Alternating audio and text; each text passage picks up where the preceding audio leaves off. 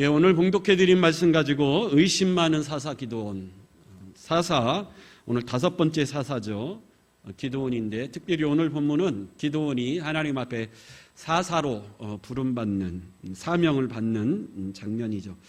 기드온에 관한 내용은 6장부터 9장까지 비교적 좀 길게 기록이 되어 있습니다. 오늘 읽지 않았는데 1절에 보면 사사기에 등장하는 너무 상투적인 말로 시작이 되죠. 이스라엘 자손이 또 여호와의 목전에 악을 행하였으므로, 하나님이 악을 행하는 이 백성을 깨우치기 위해서 이번에는 미디안이라는 요단 동쪽에 거하는 유목민족을 사용하셔서 이스라엘 민족을 7년 동안, 무려 7년 동안 괴롭게 하셨다, 그렇게 소개하고 있습니다. 근데 이 미디안 족속이 누구냐면 창세기 25장에 보면 아브라함의 아내 사레가 죽으니까 아브라함이 후처를 얻죠. 나이 130이 넘어서 후처를 얻어 구두라라고 하는 후처를 얻었는데 그 후처에게서 6명의 아들을 또 낳습니다. 에서와 이상 말고도 구두라를 통해서 6명의 아들, 시므란, 욕산, 무단, 미디안, 이스박, 수아, 6명의 아들을 아브라함이 더 낳죠. 그래서 이 미디안 족속은 이 후처 구두라를 통해서 낳은 6명의 아들 중에 4번째 아들 미디안, 이 미디안의 후손이 바로 이 미디안 족속입니다. 같은 종족이라고 할 수 있죠. 다 아브라함의 시에서 남았으니까. 근데 이 미디안 족속이 이스라엘 백성들을 7년 동안 정말 악하게 핍박했습니다. 얼마나 힘들었던지 2장에 보면 이스라엘 백성들이 이 고통을 견디다 못해 산으로 도망가서 굴을 파고 그 굴에서 지내야 할 만큼 너무 고통스러운 세월을 보냈다 그래요. 왜 이스라엘 백성들이 집을 버리고 산속에 들어가서 굴을 파고 굴 속에 살았을까요? 이 미디안 족속은 좀 얄밉죠. 이스라엘 백성들이 1년 농사 짓고 추수를 마치면 그때 쳐들어오는 거예요. 그래서 추수한 곡식을 다 빼앗아가고 양과 염소도 다 빼앗아가고 특별히 여자와 어린아이들까지 다 잡아가는.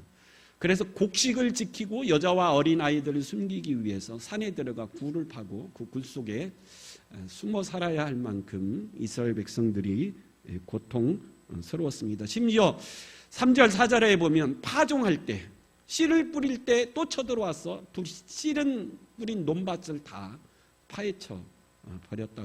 너무 심각하죠. 여러분, 아무리 힘들어도 농사를 지어 먹을 것이 생기면 그래도 견딜 수 있는데 아예 씨를 뿌리면 그 씨를 뿌린 논밭까지 다 파헤쳐 버려서 농사를 지을 수조차 없게, 그리고 겨우겨우 1년 농사를 지어서 창고에 쌓아두면 쳐들어와서 그것까지 다 빼앗아 가는. 그래서 7년 동안 너무너무 고통스럽게 살았죠. 근데 그때 비로소 이제 깨닫는 거죠. 아, 우리가 하나님 버리고 우상을 섬겼기 때문에 우리가 이런 고통을 당하는구나. 그래서 이스라엘 백성들이 또다시 하나님 앞에 하나님 잘못했습니다, 용서해 주시고 구원해 주십시오. 그랬더니 하나님이 그들을 또 용서하시는 거죠. 그리고 그들을 구원하기 위해서 5번째로 세운 사사가 기드온입니다. 기드온은 평범한 농부였어요. 오늘 본문에도 보면 시골에서 그저 밀 농사를 짓고 사는 평범한 농부였다, 그렇게 소개하고 있습니다. 근데 그렇게 평범하게 시골에서 농사 짓고 사는 기드온에게 하나님이 뜻밖의 그를 사사로 세우시기 위해서 찾아오신 것이죠. 그래서 오늘 기드온이 사사로 부름받는, 사명을 받는 이 장면을 우리가 간단히 생각하며 함께 은혜 나누기를 원하는데, 근데 여러분 11절에 하나님이 언제 이 사사를 세우기 위하여 기드온에게 찾아오셨냐면 11절에 보면 여호와의 사자가 기드온을 사사로 세우기 위해서 찾아온 때가 마침 기드온이 밀을 어디에서 타작하고 있을 때라 그러죠? 포도주 틀에서 타작하고 있을 때라 그러죠. 여러분, 이 말씀을 참 음미해 봐야 됩니다. 밀이나 우리나라로 말하면 쌀이나 보리죠. 추수는 어디서 하죠? 넓은 확 트인 공간, 사방이 확 트여서 바람이 잘 부는 넓은 마당에서 쌀이나 보리나 밀은 타작합니다. 제가 어렸을 때도 저희 동네 부잣집은 항상 집 앞에 큰 마당을 하나씩 갖고 있었어요. 가을이 되면 그 부자가 갖고 있는 논에서 추수한 이 볕단들이 그 큰 마당에 다 모입니다. 수확히 쌓아놓고 그 큰 마당에서 추수를 하는데, 콩을 타작할 때도 마찬가지죠. 콩도 그 큰 마당에 잘 마를 수 있도록 깔아놓은 다음에 도리깨로 쳐서, 왜 여러분 사방이 트이고 바람이 잘 부는 곳에서 타작을 해야 되죠. 그래야 이 찌꺼기들이 다 건물이 날아가고 알곡만 딱 얻을 수 있기 때문에 보리나 밀이나 쌀은 넓은 마당에 사방이 확 트인 공간에서 타작을 해야 되는데, 반대로 포도주는 어디에서 담아야 되죠? 포도주는 사방이 막힌 곳. 왜요? 이물질이 들어가면 안 되기 때문에 사방이 꽉 막힌 곳에서 포도주를 담는데, 오늘 본문에 보면 기드온이 밀을 넓은 사방이 확 트인 마당에서 타작하는 게 아니라 어디에서요? 사방이 막힌, 다시 말하면 은밀하고 조용한 곳에서, 포도주 틀이 있는 곳에서 밀을 타작하고 있었다. 왜 그렇죠? 미디안에게 들키지 않기 위해서. 여러분, 조용히 밀을 타작하는 소리가 밖에 새어나가지 않도록 사방이 꽉 막혀서 기드온이 지금 뭘 하고 있는지도 모르는 곳에서 아주 조용히 은밀히 밀을 뭐 하고 있는 거죠? 타작하고 있는 거예요. 그때 하나님의 사자가 나타나서 기드온에게 뭐라고 그럽니까? 너는 뭐라 그래요? 큰 뭐라 그러죠? 용사라.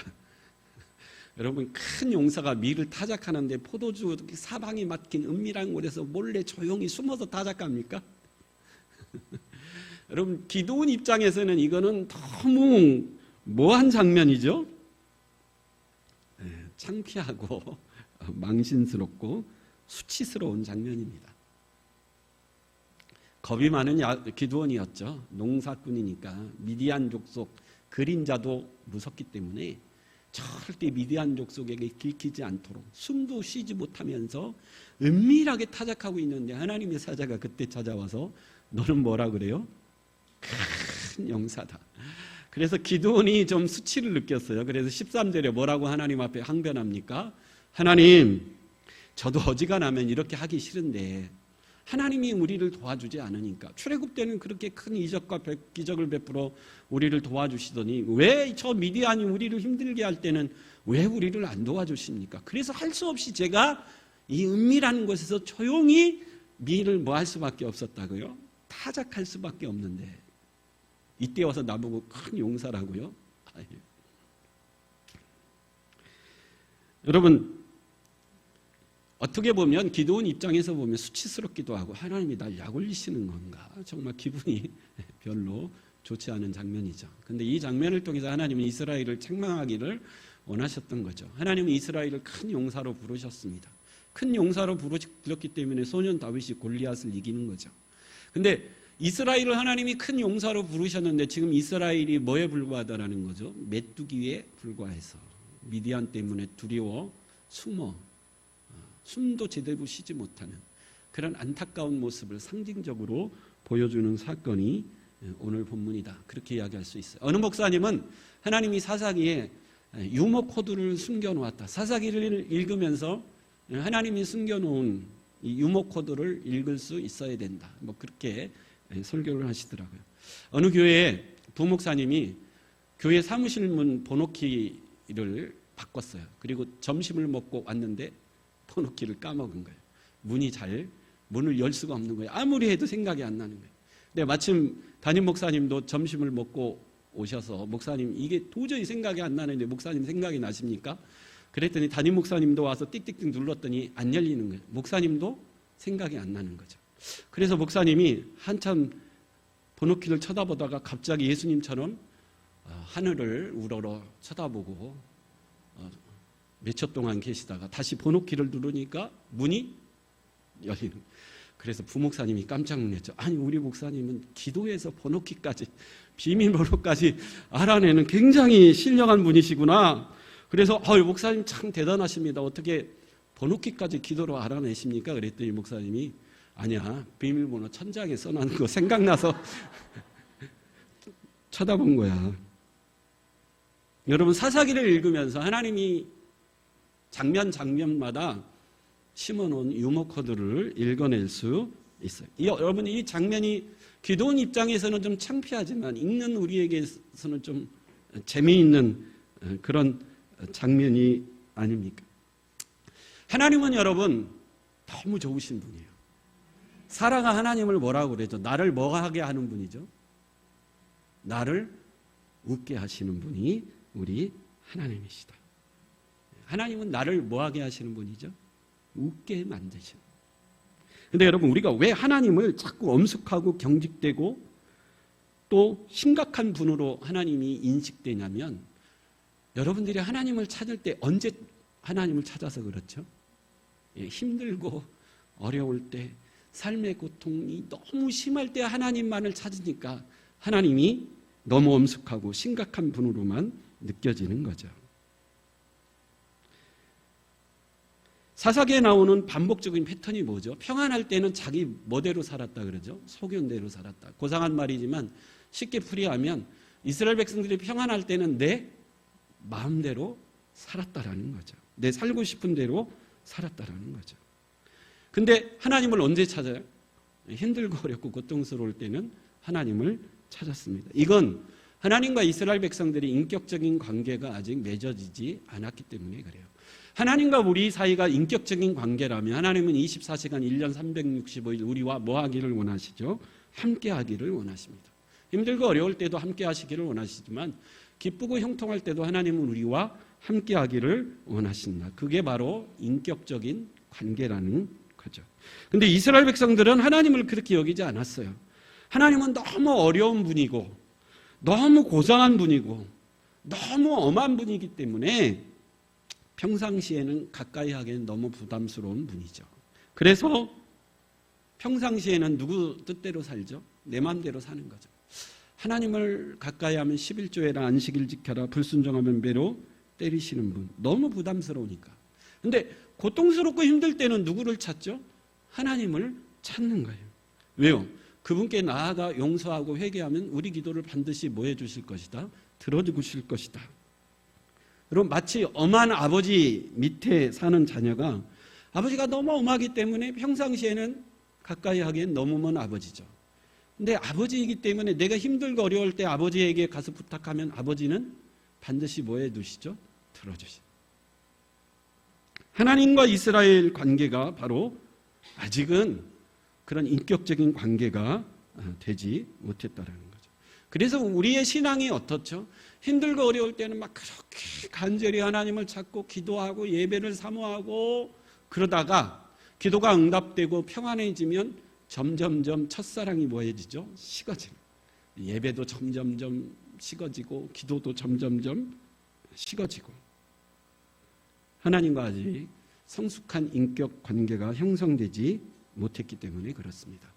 하나님은 참 좋은 분이십니다. 우리를 웃게 만드시는 분이고 너무 재밌는 분이시고 너무 젠틀한 분이시고 너무 멋지신 분이 바로 우리 하나님이십니다.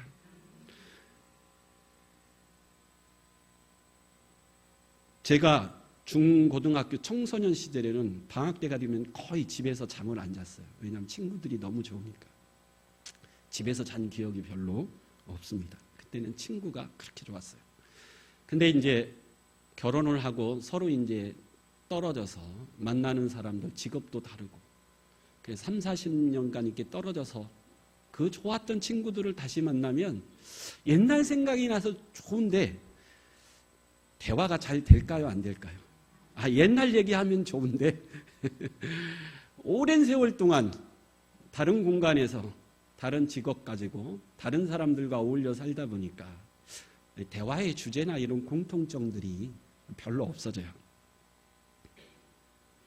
여러분, 그러나 예수님은 나의 가장 좋은 친구인 줄 믿습니다. 예수님만큼 좋은 친구가 없어요. 나를 세상에서 가장 사랑하는 분이 누구죠? 부모님이죠. 근데 때가 되면 그 부모님도 내 곁을 떠납니다. 근데 내 곁을 떠나지 않고 항상 내 곁에서 함께 하셔서 누구보다도 나를 사랑하시는 분이죠. 누구죠? 예수님이십니다. 그래서 인생을 살다 보니까 여러분 내 주위에 있는 사람들을 나를 이용해 먹으려고 하고 사기나 쳐먹으려고 하는데 근데 나와 함께하고 늘 나와 동행하면서 나를 웃게 만드시고 나를 대하시는데 가장 젠틀하게 대해주시고 나를 가장 사랑해 주시고 나의 가장 좋은 벗이며 친구가 되어주시는 분, 그분이 바로 예수님이신 줄 믿습니다. 제가 이름 지호가 어떨지 모르는데 제가 중고등부 시절에 교회를 떠나지 않았던 가장 중요한 이유 중에 하나가 중고등부 때 1년에 분기마다 한 번씩 예배를 마치고 오락회를 했어요. 이렇게 그때는 의자가 없이 바닥이었으니까 뺑돌로 앉아서 정말 재미있게 오락을 했는데 그 오락 시간보다도 더 좋았던 게 그 오락회를 할 때 뭘 주죠? 과자를 주는 거예요. 과자를. 새우깡부터 시작해가지고 정말 교회가 재정을 많이 줘서 막 과자를 수북히 쌓아놓고 그 과자를 먹으면서 오락회를 하는 거예요. 그때는 지금은 과자가 흔하지만 그때는 정말 과자가 흔하지 않았어요. 근데 그 오락회 때 교회에서 막 마음껏 먹을 수 있도록 과자를 막 쌓았어. 그래서 오락회도 재미있지만 그 과자를 마음껏 먹을 수 있다. 1년에 4번. 그래서 교회가 참 좋았습니다. 근데 시간이 지나면서 그 과자보다도 누가 더 좋아지는 거죠? 예수님이 더 좋아지는 거예요. 여러분, 누가 제일 좋습니까? 물어보면 뭐라고 대답할 거예요? 아내가 좋고 남편이 좋고 자식이 좋고 친구가 좋습니까? 근데 시간이 지나고 세월이 지나면 사람은 사람이라는 한계가 있어요. 그런데 예수님이 요한복음 15장 14절에 보면 너희는 내가 명하는 대로 행하면 곧 나의 친구라. 이제부터는 너희를 종이라 하지 아니하리니 종은 주인이 하는 것을 알지 못함이라. 너희를 친구라 하였으니 내가 내 아버지께 들은 것을 다 너희에게 알게 하였습니다. 예수님이 우리 보고 예수님을 뭐로 여기라 그러죠? 친구라. 세상에서 가장 좋은 친구로 여기라는 거예요. 예수님은 하나님을 뭐라 부르죠? 아빠라 불러라. 아빠라. 우리 한글에는 아버지라고 번역했는데 원어로 보면 아빠입니다. 아빠. 여러분, 아버님, 아버지, 아빠 어떤 단어가 더 친근할까요? 네, 저희 딸들이 저를 부를 때 아빠라고 부를 때가 제일 행복해요. 그렇게 너희 하나님을 뭘로 부르라고요? 아빠. 유대인들은 이 말을 듣고 기절초풍했죠. 참남하다. 어떻게 감히 하나님을 아빠라 부르고 하나님을 친구라고 하느냐. 신성모독이다. 그래서 예수님을 뭐 해야 된다고요? 죽여야 된다. 그래서 예수님을 뭐 한 거죠? 죽인 거죠. 여러분, 교회 와서 기도할 때 어떤 기도 드립니까? 창조주 하나님, 무소부재하시며 상찬하지에 유일무이하신 하나님, 이렇게 기도를 시작합니까? 아니면 하나님, 오늘 교회 나오기 정말 지겹고 힘들었는데 그래도 억지로 나왔습니다. 하나님, 저 기쁜 마음으로 나올 수 있도록 뭔가 좀 좋은 일 좀 만들어 주십시오. 이렇게 기도하십니까? 하나님은 우리의 좋은 멋이 되기를 원하죠. 벗이요 친구가 되기를 원하십니다. 하나님은 우리를 웃게 하기 원하셔요. 그래서 저는 오늘 본문에도 보면 하나님은 참 재미있는 분이시다. 아무도 없는 은밀한 곳에서 미를 타작하는 기도원에게 가서 너는 뭐라 그러죠? 큰 용사라. 큰 용사는 뭐죠? 나라를 구하고 사회의 질서를 바로잡는 그런 큰 용사가 뭐라는 거죠? 너라는 거예요. 근데 여러분, 기도원은 절대 큰 용사가 아닙니다. 겁쟁이죠. 미디안 사람들의 그림자조차 무서워서 은밀한 곳에 숨어서 조용히 타작하는 겁쟁이입니다. 나중에 기드온이 하나님의 사사로 부름받아 하나님이 주신 첫 명령은 뭐죠? 기드온, 네가 사는 성읍에 가서 네 성읍 사람들이 섬기는 바알 신당을 때려 부셔라. 근데 문제가 뭐죠? 자기 동네에 그 바알 신당을 섬기는데 가장 앞장섰던 사람이 누구예요? 내 아버지요, 친척이에요. 그래서 기드온이 하나님 앞에 명령을 받아서 순종하긴 하는데 어떻게 순종할까요? 우리 사사기 6장 27절 한번 읽어요. 사사기 6장 27절.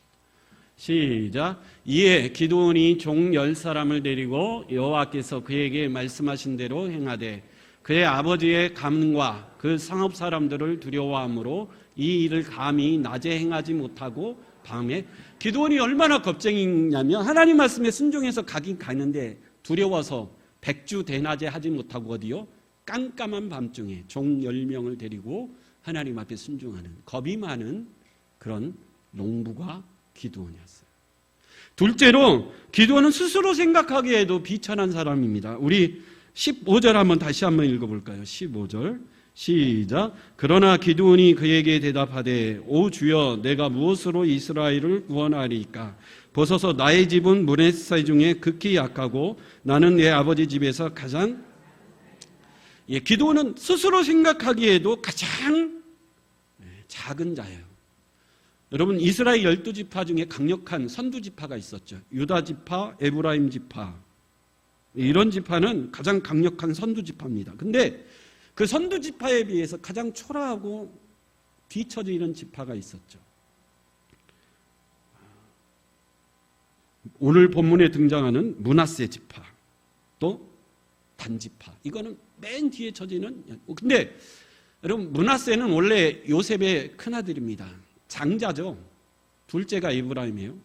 근데 야곱이 임종하기 직전에 두 아들을 데리고 와서 축복하라 그랬을 때 축복하는데 므낫세가 장자니까 당연히 오른손을 누구 머리 위에요? 므낫세 위에 얹고 에브라임이 둘째니까 왼손을 얹어야 되니까 거꾸로 손을 얹었다 그래요. 이건 뭐죠? 므낫세가 장자지만 장자의 자리에서 뭐 했다라는 거죠? 쫓겨났다라는. 그래서 둘째인 에브라임 지파가 이스라엘의 가장 강력한 지파가 됐고 장남인 므낫세는 장자의 자리에서 쫓겨나 가장 초라한 지파가 되었어요. 기드온은 그 지파 출신이에요.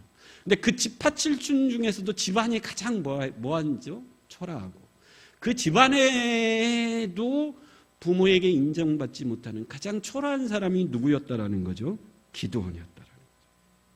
그러니까 기드온은 아무리 나를 봐도 하나님 뭔가 착각한 것 같고 뭔가 잘못 보셨습니다. 나는 그런 일을 한 인재가 되지 못합니다.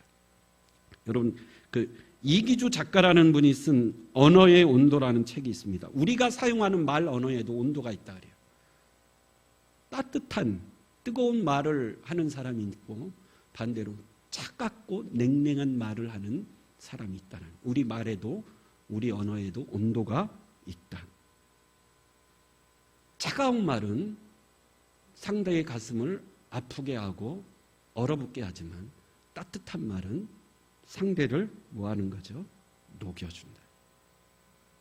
그래서 말은 사람의 마음을 움직이는데 우리 입에서 따뜻한 말이 나와야 그 말이 누군가를 위로해 줄 수 있고 누군가의 하루를 즐겁게 해줄 수 있는데 우리 입에서 차가운 말이 나오면 누군가의 마음을 아프게 하고 누군가의 마음을 얼어붙게 만든다. 그래서 할 수 있으면 여러분 내 입에서 나오는 말이 차가운 언어가 아니라 따뜻한 언어로 나올 수 있길 간절히 축원합니다. 근데 오늘 기드온은 나를 보고 환경을 보니까 기드온 입에서 무슨 말이 나오는 거죠? 냉소적이고 비관적이고 냉랭한 차가운 말이 나오는 거예요. 하나님 나는 미천합니다. 초라합니다. 나 같은 사람이 어떻게 해요?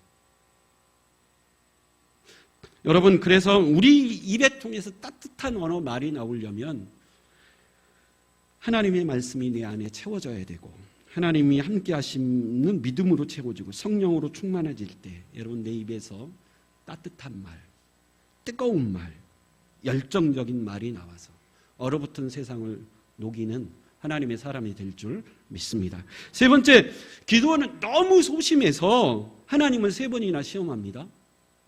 하나님이 기드온 너는 아니야. 그래도 내가 너를 사사로 불렀어. 그랬더니 16절에 보면 내가 반드시 너와 함께여서 저 많은 미디안 족속을 한 사람 치듯 하게 해줄게. 근데 기드온이 보기에 이 말이 신뢰가 갑니까 안 갑니까? 하나님이 이 약속이 신뢰가 갈까요 안 갈까요? 예, 하나님이 주신 말씀이 믿어지긴 믿어지는데 현실을 보니까 너무 두려운 거예요. 미디안 족속은 12만 5천의 군대가 있는 거예요. 여러분 우리가 힘든 게 그거 아닙니까? 설교를 듣고 성경을 읽다 보면 마음이 뜨거워져요. 하나님 말씀이 믿어지는데 근데 현실을 보니까 아닌 거예요.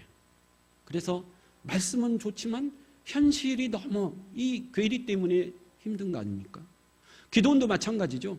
하나님의 말씀을 들을 때에는 믿어지는데 현실을 보니까 불가능한 것 같아요. 그래서 하나님 미안하지만 사인, 표징을 좀 보여주십시오. 하나님을 몇 번 시험하죠? 3번을 시험합니다. 하나님에게 사인, 표징을 보여달라고 그러니까 기드온이 하나님을 예배하기 위해서 제물을 가져오죠. 어린 염소와 누룩 넣지 않은 빵을 가져옵니다. 그랬더니 하나님의 사자가 그걸 반석 위에 올려놔라. 올렸죠. 그 위에 국을 부어라. 국을 부었어요. 그러면 그 제물이 물로 덮이지 않습니까? 근데 하나님의 사자가 지팡이로 그 제물을 가리켰더니 홀딱 타버렸다. 그리고 하나님의 사자가 사라졌어요.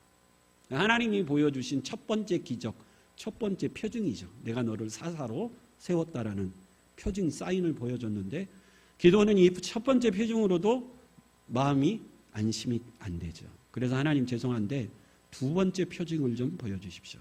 근데 기드온이 뭐라 그러죠? 하나님 이 넓은 마당에 양털 한 줌을 가운데 놓을 테니까 양털에는 촉촉히 이슬이 내리게 하시고 이 마당은 바짝 마르게 해 주십시오. 하나님이 그 2번째 요구도 들어주십니다. 그래서 기드온이 새벽에 일어났더니 넓은 마당은 바짝 말라 있는데 그 가운데 있는 양털을 쭉 차니까 물이 줄줄줄 흐르는 거죠. 2번째 표징이죠. 2번째 표징을 보고 기드온이 확신했을까요? 아닙니다. 하나님, 이 양털이 뭐 이슬을 잘 빨아들여서 그런지 모르니까 3번째 하나님을 시험해 봅니다. 이번엔 반대로 해 주십시오. 양털은 바싹 마르게 하시고 넓은 마당은 촉촉이 적게 해 주십시오. 하나님이 그 요구도 뭐 하셨죠? 들어주셨어요. 다음날 아침에 일어나 보니까 양털은 바싹 말라있고 그 주위의 땅은 이슬로 촉촉히 젖어 있었다라는 거죠. 왜 하나님은 이런 기드온의 요구를 계속해서 들어줬을까요? 하나님은 강한 자를 쓰시기를 기뻐하지 않으시고 기드온처럼 겁이 많고 비천한 가문 출신이고 하나님의 말씀을 주셨지만 그래도 믿음이 부족해서 여전히 하나님을 시험하는 그 기드온이 믿음의 사람이 될 수 있도록 기다리시고 결국은 그 기드온을 하나님의 위대한 사사로 사용해 주실 줄 믿습니다. 왜냐하면 사사기의 핵심 주제는 그거죠. 하나님은 그렇게 미약하고 보잘것없는 자를 들어 사용하실 때 누가 드러날 수 있죠? 하나님의 강함이 드러날 수 있기 때문에 그렇다라는 거죠. 하나님은 다 쓰시기를 기뻐하십니다. 근데 특별히 많이 배웠고 권세가 있고 부자는 뭐에서 사용하시죠? 겸손하기까지 그를 죽여서 사용하십니다. 그러지 않으면 하나님이 드러나지 않고 누가 드러나기 때문에 그렇죠? 자신이 드러나기 때문에 그렇죠. 교회에도 보면 교회가 물질로 어려울 때 정말 섬기는 그런 분들이 계세요. 근데 그분들이 와서 꼭 부탁하는 거 있죠. 목사님 이거 내가 헌금했다고 절대 말하지 마십시오. 왜 그렇죠? 사람들이 내가 뭔 말만 하면 네가 헌금 많이 한다고 무슨 노릇한다고 그래요? 교회 주인 노릇한다고. 내가 뭔 말 하면 그 얘기를 할까 봐 두려우니까 하나님 절대 내가 헌금했다고 말하지 마십시오. 사람들이 실제 그래요. 그분이 뭔 얘기만 하면 네가 헌금 많이 한다고 주인 노릇하려고 그래? 여러분 우리나라 명문대 나온 분들이 계시는데 그분들이 교회를 오래 다니면 정말 겸손해지십니다. 겸손이 몸에 배어 있어요. 왜 그렇죠? 교회에서 뭔 말만 하면 너 잘난 척하는 거야 지금? 그러니까 이 소리를 하도 들어가지고 정말 그분들은 겸손함이 몸에 정말 절절히 배어 있습니다. 그런 소리 듣기 싫어서. 하나님은 우리를 사용하시기를 기뻐하시는데 어떻게 사용하신다고요? 우리를 통해서 우리가 드러나는 것이 아니라 우리를 통해서 누구요? 전능하신 하나님이 드러나기를 원하시는 줄 믿습니다. 그래서 하나님은 이 시대의 모든 사람을 하나님 나라를 위해 뭐 할 수 있는 거죠? 쓰실 수 있는 거예요. 그래서 오늘 보면 기드온에게 찾아가셔서 너는 큰 용사라 그랬을 때 큰 용사라는 이 뜻은 나의 자금을 알고 하나님의 강함을 아는 자, 그게 큰 용사라는 뜻이에요. 내가 죽어서 나의 작아지고 하나님의 강함이 오직 예수 그리스도만이 드러나는 사람, 그런 사람이 하나님이 요구하시는 큰 용사라는 거죠. 그래서 하나님 보실 때 기드온은 그런 의미에서 큰 용사였다라는 겁니다. 결론적으로 오늘 핵심 말씀은 15절이죠. 하나님, 나는 므낫세 중에 가장 극히 작은 지파인데 내가 어떻게 이 일을 감당할 수 있습니까? 근데 16절에 하나님 뭐라고 그러죠? 내가 반드시 너와 함께 있어서 미디안 족속을 한 사람 치듯 하게 할 것이다. 여러분, 우리를 보면 한없이 연약하고 못하겠다 이 말을 할 수밖에 없지만, 그러나 하나님을 바라보면 얼마든지 하나님이 주시는 사명을 충분히 감당해 낼 줄 믿습니다. 하나님은 어떤 분이신가? 나의 가장 세상에서 가장 좋은 친구입니다. 가장 나를 인격적으로 내 마음에 상처가 될까 봐 조심조심 나를 대해 주시는 가장 참 좋은 분이시고, 나를 웃게 만들어 주시는 분이시고, 가장 신사적이시고, 세상 끝날, 아니 천국에 갈 때까지 내 곁을 떠나지 않고 변치도 않으시고 나와 함께 하시는 분이 바로 우리 하나님이신 줄 믿습니다. 이 하나님을 믿음으로 승리하는 저와 여러분들의 삶이 될 수 있길 간절히 축원합니다. 우리 다 같이 자리에 일어서서 예수보다 더 좋은 친구 없네, 우리 찬양하고 말씀을 생각하며 주님만이 나의 가장 좋은 친구요, 나의